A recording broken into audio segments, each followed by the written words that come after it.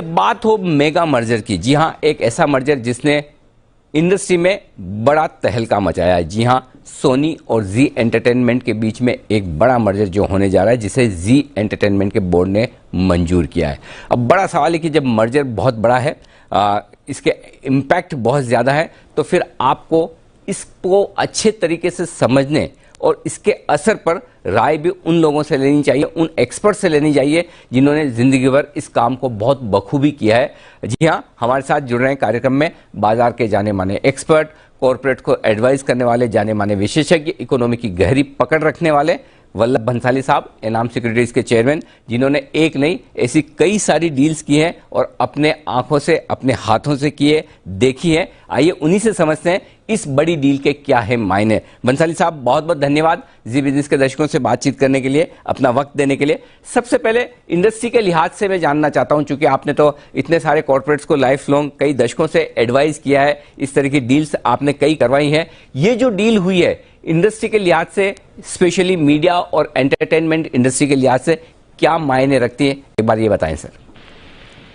दो बातें हैं। एक तो मैं जी टीवी के पहले दिन से जुड़ा हुआ हूँ इस कंपनी के साथ। इसे बनाने में इसका न जाने कितने मुकाम मैंने देखे हैं पिछले 10 वर्षों से, तो मैं रिटायर्ड हूँ। दूसरी बात कि ये दो बहुत एंटरप्राइजिंग कंपनीज आई है साथ में। एंटरप्राइजिंग बहुत बड़ी चीज होती है जी।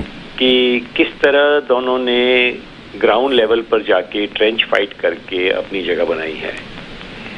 तीसरी बात यह है कि ये जो मर्जर हो रहा है, मेगा मर्जर है, डेफिनेटली मीडिया बिजनेस में तो इतना बड़ा कुछ हुआ ही नहीं देश के अंदर, पर जैसे कि यूएस के अंदर वॉल्ट डिज्नी और स्टार का जैसा मर्जर हुआ, उस किस्म का मर्जर यहाँ भारत में हमको देखने को मिल रहा है। तो मर्जर का जो ट्रेंड है कि जैसे जैसे इकोनॉमी मैच्योर होती है, कंज्यूमर मार्केट डेवलप होते हैं, तो कंसोलिडेशन देखने को मिलता ही है। कि टेलीकॉम में हुआ, कि और जगह हुआ, कि जैसे आइडिया वोडाफोन का हो गया था, तो it was a mega merger. तो मेगा मर्जर एक ट्रेंड है, वो हमें इसके अंदर देखने को मिल रहा है और आगे भी हमको देखने को मिलेगा ही। तो लेकिन मीडिया के अंदर ये ज़्यादा कॉम्प्लिकेटेड होता है, और क्योंकि मीडिया बहुत पर्सनालिटी बेस्ड होता है, जॉनर बेस्ड होता है, उनके अपने अपने ऑडियंसेस होते हैं।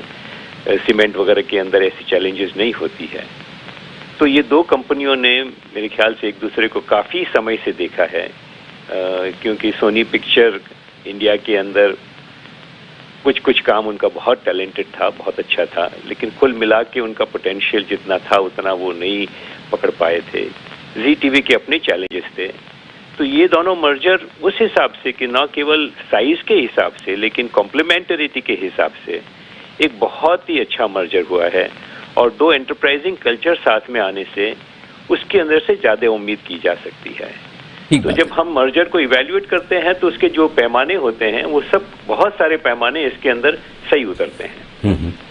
ठीक बात है। तो सबसे बड़ी चीज जो आप कह रहे हैं कि एक दो बड़े एंटरप्राइजेस साथ में आ रहे हैं जिन्हें वाकई में काम करने की और बिजनेस को आगे बढ़ाने की क्षमता भी है और इच्छा भी है।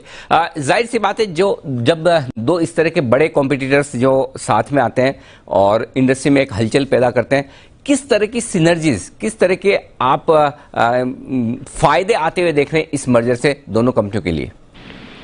देखिए कि एडवर्टाइजर को अब जो प्रपोजल मिलेगा कि regional, vernacular, across all genres, sports हैं, न्यूज़ हैं, और जो लैंग्वेज की कैपेबिलिटी है हिंदी की सारी, जी की, तो एडवर्टाइजर के लिए तो एक बहुत ही पावरफुल और बहुत अच्छा प्लेटफॉर्म एक तैयार हो जाएगा। वैसे जैसे सोनी की स्पोर्ट्स और ह्यूमर के अंदर बड़ी पकड़ है, और जी टीवी की फैमिली एंटरटेनमेंट की जो बड़ी पकड़ है, उन्होंने रीजनल चैनल्स उनके कई बड़ी पावरफुल हैं, तो जॉनर्स के हिसाब से ओवरलैप बहुत कम है, और वो बहुत मर्जर के हिसाब से बहुत फायदे वाली चीज होती है। और जो ऑपरेटिंग कॉस्ट हैं, वो ऑपरेटिंग कॉस्ट भी काफ़ी कम हो जाएगी, क्योंकि जो कॉर्पोरेट जो ओवरहेड हैं, कहीं जो रीजनल ऑफिसेज हैं जो कि रखनी पड़ती है, तो वो भी बहुत बड़ा फायदा होने वाला है। तो इसमें तो मुझे अधिकांश जगह ओवरलैप कम और फायदे ज़्यादा यही नज़र आते हैं। बिल्कुल। तो एक तो कॉस्ट सिनर्जीज जो होंगी और उसका बड़ा फायदा मिलेगा, खास तौर से कंज्यूमर्स के लिए फायदे की बात होगी, कंपनियों के लिए फायदे की बात होगी। लेकिन 4 और ऐसे इस पार्टीज हैं जिन्हें हम कह सकते हैं, जिनके लिए मैं राय लेना चाहता हूं। एक, माइनॉरिटी शेयर होल्डर्स हैं। दूसरा, इंस्टीट्यूशनल इन्वेस्टर्स हैं, जी एंटरटेनमेंट में ज्यादा हिस्सेदारी अब उनकी है। दूसरा, दो तरफ दोनों मर्जर होने वाली एंटिटीज, जी एंटरटेनमेंट और साथ ही सोनी। इन चारों के पर्सपेक्टिव से भंसाली साहब बताएं, किसके लिए फायदे की बात है, किसको ज्यादा फायदा, कम फायदा या विन विन सिचुएशन में है ये सब के सब? देखिए, माइनॉरिटी तो एकदम उसकी तो बल्ले बल्ले है। हम देख ही रहे हैं शेयर प्राइस के अंदर जी कि 20% पे ऑलरेडी शेयर चल रहा है, मतलब 20% राइस को लेकर। और लोग अंदाज लगा ही रहे हैं कि जी टीवी का तो पुराना भाव अपने बूते पर ही क्या था, और अब ये मर्जर हो जाएगा तो आगे क्या होगा। तो आगे की तो बहुत अटकल नहीं लगा सकते शेयर प्राइस के हिसाब से, लेकिन माइनॉरिटी के हिसाब से बोर्ड का एक्सपेंशन होगा, कंपनी के अंदर प्रोफेशनलाइजेशन और एंटरप्रेन्योरशिप का एक अच्छा बैलेंस आ जाएगा। तो माइनॉरिटी तो हर हिसाब से, साइज के हिसाब से, उसके कैरेक्टर के हिसाब से, मतलब बिजनेस के कैरेक्टर के हिसाब से, बोर्ड कंपोजिशन के हिसाब से बिल्कुल उनको विनर होंगे, और मार्केट के अंदर ये दिख भी रहा है। तो आप ये कह रहे हैं कि माइनॉरिटी शेयर होल्डर्स को अब ये देखना चाहिए कि वो पुराने जी टीवी के शेयर को होल्ड नहीं करते, बल्कि एक ऐसी कंपनी को होल्ड करते हैं जो पहले से कहीं ज्यादा बड़ी है, कहीं ज्यादा प्रोफेशनल भी होगी, और एक विदेशी कंपनी, एमएनसी कंपनी का हिस्सा होंगे। Right sir? बिल्कुल बिल्कुल जी। एक और चीज जिसमें काफी चर्चाएं पिछले कुछ समय से चल रही थी, जो पुनीत गोयनका साहब हैं वो एमडी और सीईओ के पद पर बने रहेंगे। राइट, मैं इस पर भी आपसे राय लेना चाहता हूं, इसके क्या फायदे और नुकसान आप देखते हैं? देखिए, पुनीत का जहां तक नाम है इंडस्ट्री के अंदर, he was rated probably the best manager. तो द बेस्ट कहना तो मुश्किल होता है, लेकिन he was clearly rated very very highly, and it was a surprise move कि उसे हट जाने को कहा, लेकिन हर एक के अपने अपने कारण होते होंगे। तो पुनीत जैसे कि जब फैमिली की होल्डिंग कम भी हुई, तब भी share holders gave a big vote of confidence in Puneet, and Zee लगातार कंसोलिडेट होकर आगे बढ़ता रहा मार्केट के अंदर, उसकी पोजीशन अच्छी रही।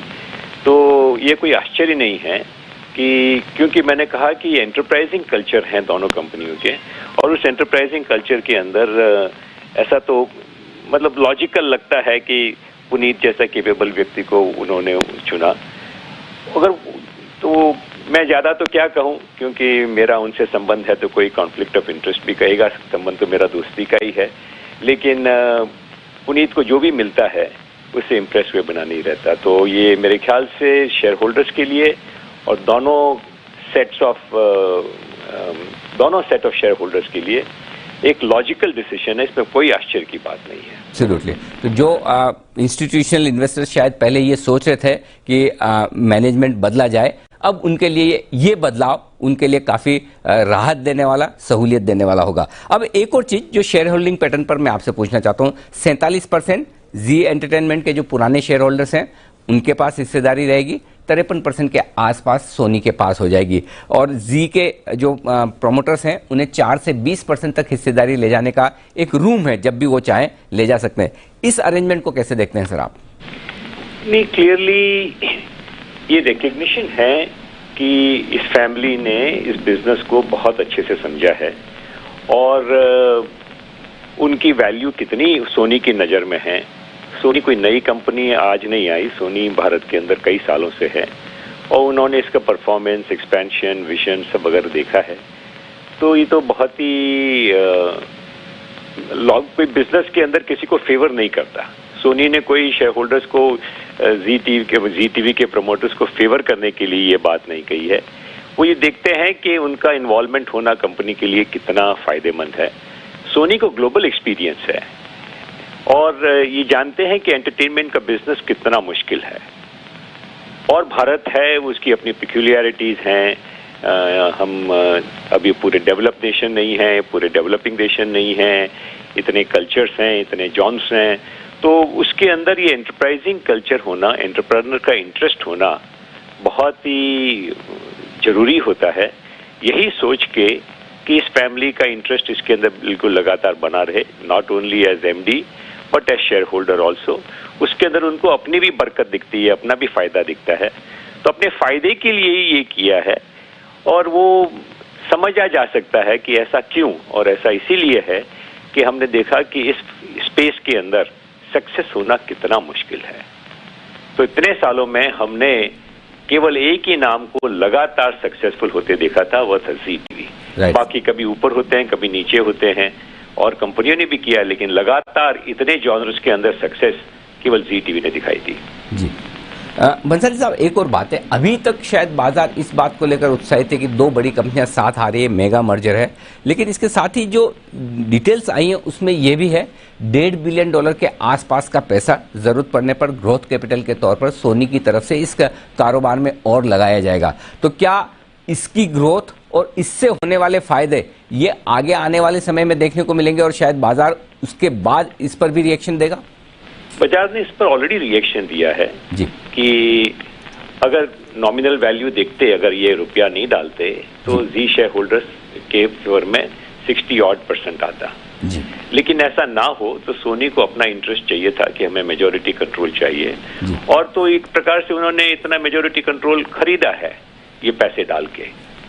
तो कंपनी को ये पैसे दिए हैं और उन्होंने अपना स्टेक बढ़ाया है, तो उसका दो फायदे हो गए, स्टेक भी बढ़ गया और कंपनी के लिए ग्रोथ कैपिटल, और नॉट ओनली कैपिटल, बहुत सीरियस कैपिटल कि आज उन्हें जो भी प्लेटफॉर्म्स ग्रो करने हैं, चाहे बड़े बड़े स्पोर्ट्स के कॉन्ट्रैक्ट्स रिन्यू होंगे, तो जो भी एक्सपेंशन करने हैं, और ये डिजिटल वर्ल्ड है तो न जाने कहाँ कहाँ पैसे लगाने का मौका मिलेगा, तो वो पैसे कंपनी के अंदर रहेंगे।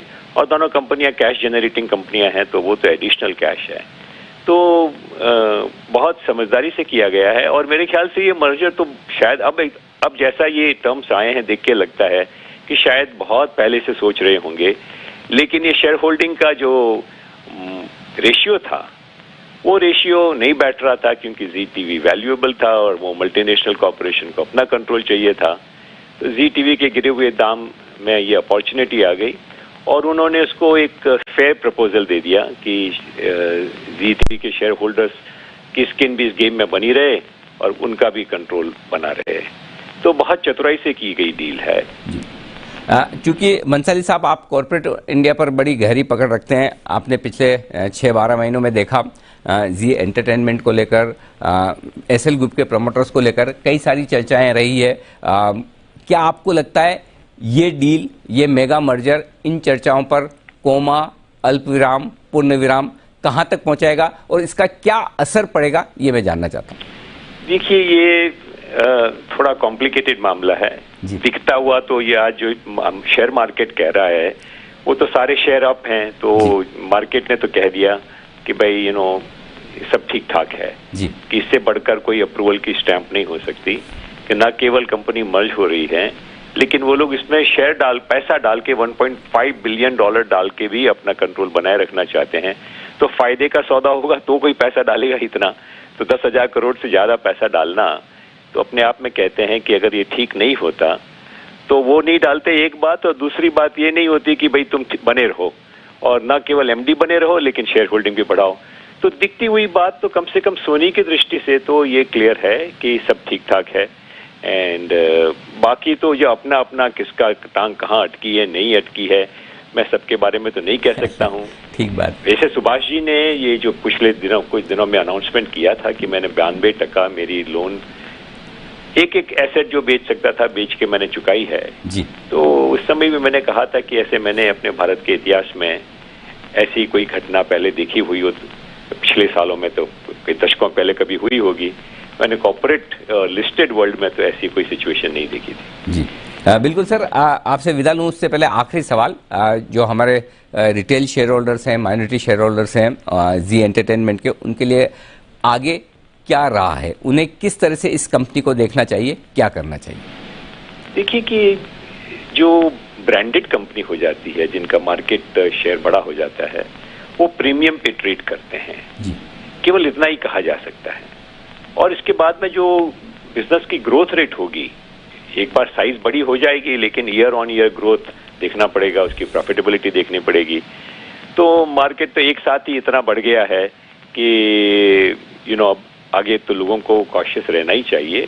बट ये सुपर ब्लू चिप कंपनी हो गई जो मस्ट ओन इंस्टीट्यूशनल पोर्टफोलियो हो, चाहे कोई पोर्टफोलियो के अंदर, अब ये इसका जगह जी टीवी की जैसे हुआ करती थी पिछले 2-3 सालों में, वो जगह से फिसल गए थे, लेकिन वो जगह वापस बन जाएगी कि ये लोगों के इंस्टीट्यूशनल पोर्टफोलियो में, क्योंकि मीडिया स्पेस में और कोई स्टॉक ही नहीं है, तो ये मस्ट ओन स्टॉक जैसा हो जाएगा। बंसाली साहब, बहुत बहुत धन्यवाद आपका। इस मेगा डील पर आपने अपने बिल्कुल बारीकी से विचार रखें, सारे डायरेक्शंस को और सारे आयामों को आपने हमारे दर्शकों को समझाया, अपना वक्त दिया। बहुत बहुत धन्यवाद सर। बहुत धन्यवाद। तो ये थे वल्लभ बंसाली साहब, जो बताते हुए इस डील के बारे में पूरी अपनी राय, और उनका ये मानना है कि एक बड़ी एंटिटी और बड़ी ब्लू चिप कंपनी बनने की तैयारी है जी एंटरटेनमेंट और साथ ही सोनी के इस बड़े मर्जर से। इस खास बातचीत में इतना ही। मुझे दीजिए इजाजत, बने रहिए हमारे साथ। नमस्कार।